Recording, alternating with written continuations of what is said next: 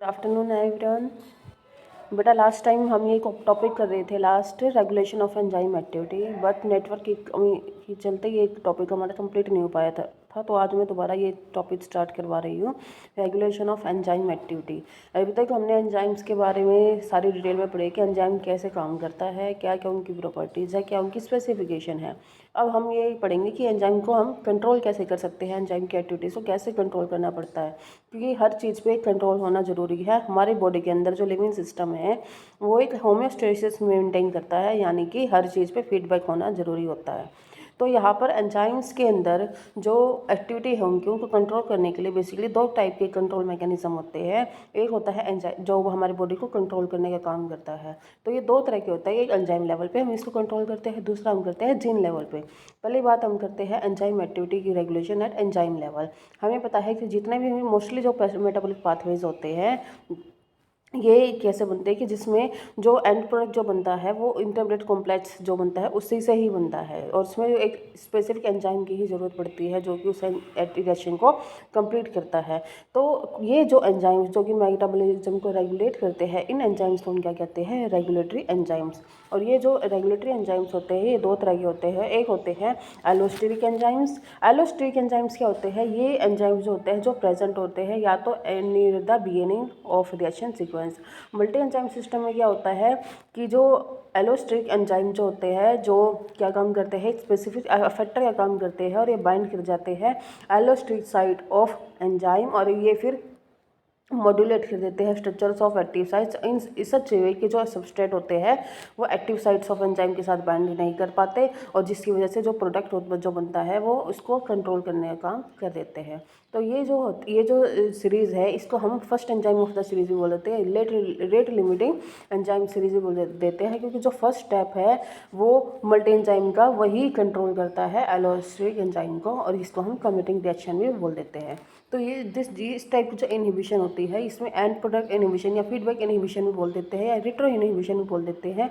और ये किससे रिलेटेड है, रेफ्रिजरेटरी थर्मोस्टेट से, जो क्या काम करता है, टेम्परेचर को रेगुलेट करता है बाय स्विचिंग ऑफ और on the electrical supply in response to temperature, जो कि रेफ्रिजरेटर के अंदर सेट कर रखा है। तो जो मॉड्यूलेटर्स होते हैं ये इनहिबिटर्स भी होता है और नेगेटिव नॉन मॉड्यूलेटर्स भी बोलते हैं। जैसे कि एल थ्रोनिन का कन्वर्जन है एल आइसोल्यूसिन में यूकोलाई के अंदर, तो वहाँ पर भी ये 5 एंजाइम कैटालाइज स्टेप होते हैं, जिसमें जो फर्स्ट एंजाइम होता है एल आइसो एंजाइम आइसोथ्रोनिन डिहाइड्रोजिनेज, ये स्ट्रॉन्गली इनहिबिट हो जाता है बाय द एंड प्रोडक्ट जो होता है आइसोल्यूसिन।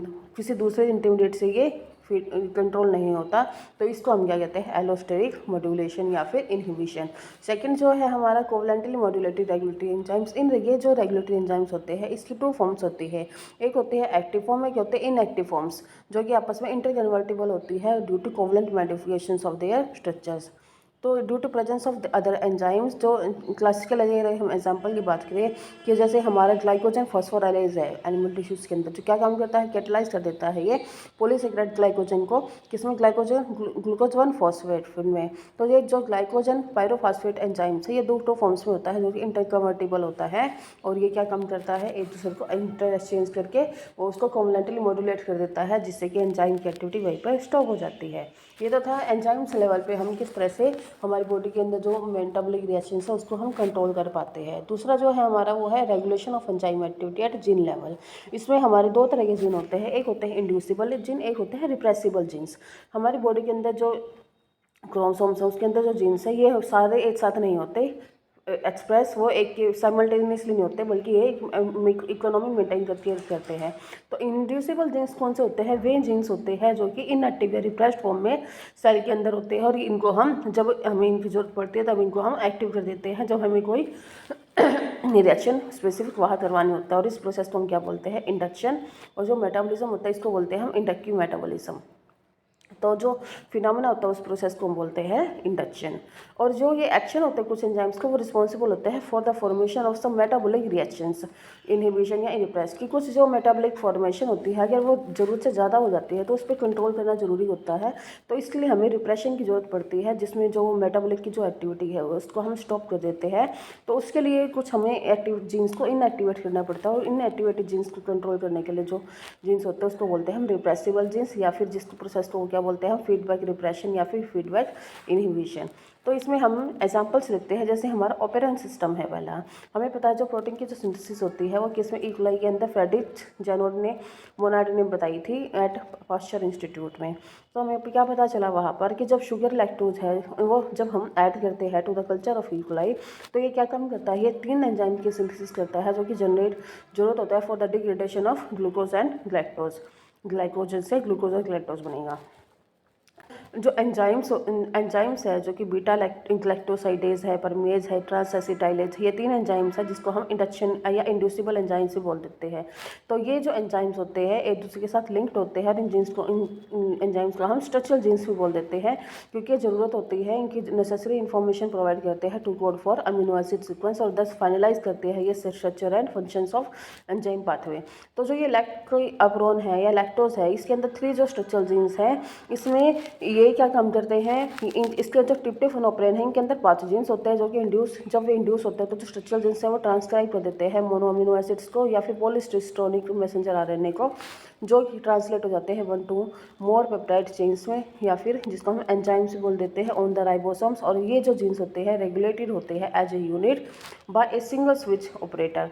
जो प्रोमोटर जीन्स होते हैं वो कहाँ होते हैं, वो लाई करता है नेक्स्ट टू स्ट्रक्चरल जीन और रेगुलेट करते हैं turning of the structural genes को। तो इस कंप्लीट एक्टिविटी को हम ये जो रेगुलेटर जीन्स होते हैं ये क्या काम करते हैं, ऑपरेंट को ऑन या ऑफ करने में हेल्प करते हैं। तो ये जीन्स एक्सप्रेस होते हैं या नहीं होते, ये किस पे डिपेंड करता है कि जो ऑपरेटिव है वो स्विच ऑन है या ऑफ है।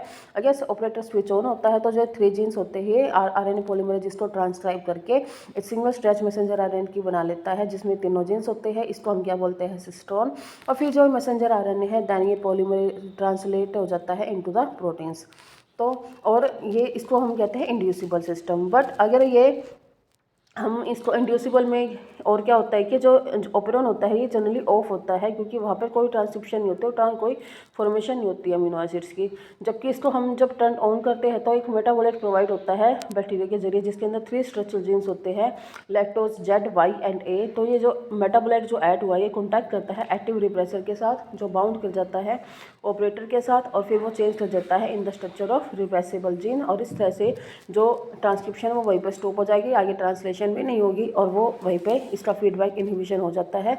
जो रिप्रेसर प्रोटीन है वो बाइंड कर जाता है प्रमोटर के साथ और वो उस एक्टिविटी को ख़त्म कर देता है, जिससे कि ट्रांसलेशन आगे नहीं हो पाता। इसके बाद अगर बात करें रिप्रेसिबल और ऑपेरॉन की, तो इस सिस्टम में क्या होता है कि जो ऑपेरॉन होता है ये जनरली ऑन ही रहता है, क्योंकि जो ट्रांसक्रिप्शन है वो लगातार चलती रहती है। पर इस ऑपेरॉन को हम स्विच ऑफ भी कर सकते हैं due to non requirement of metabolite. तो इसमें क्या होता है कि इस ट्रिप्टोफन में जो ट्रिप्टोफन जो बनता है उसको एक्शन चाहिए होता है 5 जीन्स का। जो फॉर्मेशन होती है ट्रिप्टोफन की ऑन होती है बिकॉज जो रेगुलेटर आर है वो इंड्यूसिबल फॉर्म में होता है, यानी कि वो प्रॉपरली काम करता है। तो इसको रोकने के लिए एक नया जो रिप्रेसर जीन होता है जिसको बोलते हैं हम एपो रिप्रेसर, जो क्या काम करता है ये इसके साथ अटैच ही नहीं होता, ये खुद अटैच नहीं होता ऑपरेटर साइट के साथ, बल्कि ये क्या काम करता है, ये ऑपरेटिंग सिस्टम को ऑन या ऑफ करता है with the help of 5 enzyme जो नीडेड होते हैं फॉर द फॉर्मेशन सिंथेसिस। तो यहाँ पर जो ट्रिप्टोफन होता है जब एडिड होता है तो फ्यू मॉलिक्यूल्स होते हैं ट्रिप्टोफन के, वो एक्ट करते हैं एज ए को रिप्रेसर जीन्स जो बाइंड कर जाते हैं टू इनएक्टिव रिप्रेसर, और वो फिर क्या काम करते हैं, वो एक्टिव कर देते हैं और अटैच कर देते हैं ऑपरेटर के साथ, जिससे कि जो ऑपरेन है वो स्विच ऑफ हो जाता है। तो इस मॉडल में आप ये देख रहे हैं कि जैसे ही जो रिप्रेसर प्रोटीन है वो बाइंड करता है तो वो जो ट्रांसक्रिप्शन है वो वहीं पर स्टॉप हो जाती है और वहाँ पर कोई ट्रांसक्रिप्शन नहीं होती और कोई ट्रांसलेशन नहीं होती। तो इस तरह से हमने 2 मॉडल्स पढ़े हैं, ट्रिप्टोफन मॉडल और लैकोप्रेन मॉडल। यहाँ पर इंडक्शन और रिप्रेशन के बीच में तो कुछ डिफरेंसेस भी है कि जैसे इंडक्शन है वो क्या काम करता है, ट्रांसक्रिप्शन और ट्रांसलेशन को स्टार्ट करने के लिए रिस्पॉन्सिबल होता है, और रिप्रेशन क्या करता है, ये स्टॉप करता है इनको। दूसरी बात, जो इंड्यूसर होता है ये ऑपरेन को ऑन करता है, रिप्रेशन जो होता है वो ऑपरेन को ऑफ करता है। जो इंडक्शन जो इंड्यूसिबल जो पाथवे होता है ये कैटाबोलिक होता है, रिप्रेशर जो होता है वो एनाबोलिक होता है। जो इंडक्शन होता है इसके अंदर न्यू मेटाबोलाइट होता है जो कि रिक्वायर होता है फॉर मेटाबोलिज्म, और इसमें क्या होता है, रिप्रेशन में बाहर से ऐड नहीं होता, ये तो जो एग्जिस्टिंग जो मेटाबोलाइट होता है उसकी एक्सेस के कारण होता है। और इन द लास्ट इंडक्शन में क्या होता है, जो रिप्रेसर होता है उसकी चेकिंग होती है बाय द इंड्यूसर जो कि कंबाइन करता है ऑपरेटर जीन के साथ। और यहाँ पर रिप्रेशन में क्या होता है कि जो रिप्रेसर होता है वो हेल्प होती है उसकी विद को रिप्रेसर जो कंबाइन करता है ऑपरेटर जीन के साथ। तो बेटा इस तरह से ये अपना रेगुलेशन ऑफ एंजाइम एक्टिविटी का टॉपिक अपना कंप्लीट हो गया। नेक्स्ट टाइम हम अगला चैप्टर करेंगे बायोफिजिक्स। Thank you students.